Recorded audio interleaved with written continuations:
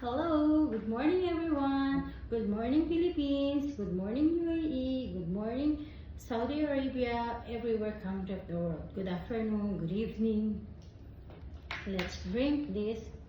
I'm starting for my JC Barley Coffee Classic. Tingnan nyo siya. Naka-isang tab siya.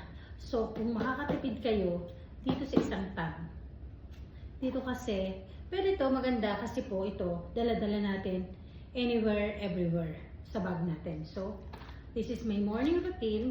Now, I'm a coffee lover. So, tingnan nyo, puno. Puno siya, yung isang tab. Ang packaging po niya, ganito. Diba? Nakaganyan siya, naka-plastic siya for safety sa pagbili natin. So, sinalin ko siya, ganyan na ganyan siya. Diba? Halos puno siya talaga. Naalog ko pa nga siya eh. So, 1 spoon to put in 200 ml water, in hot water po. Kasi, gusto ko may sugar, yung iba naman may pait. Pero one time, gusto ko rin ng mapait. So, I try this one. But, this one is my normal, classic. So, let's drink this before I'm gonna leave. So, that's why I'm using this product also. I'm selling this and I'm using this product. This is the way of my doing every day.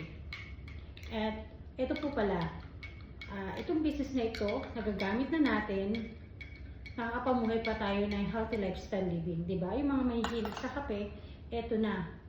Pwede nyo rin siyang lagyan ng sugar. Pagka ganito, lagyan nyo ng ice pala. To make it a iced coffee. Diba?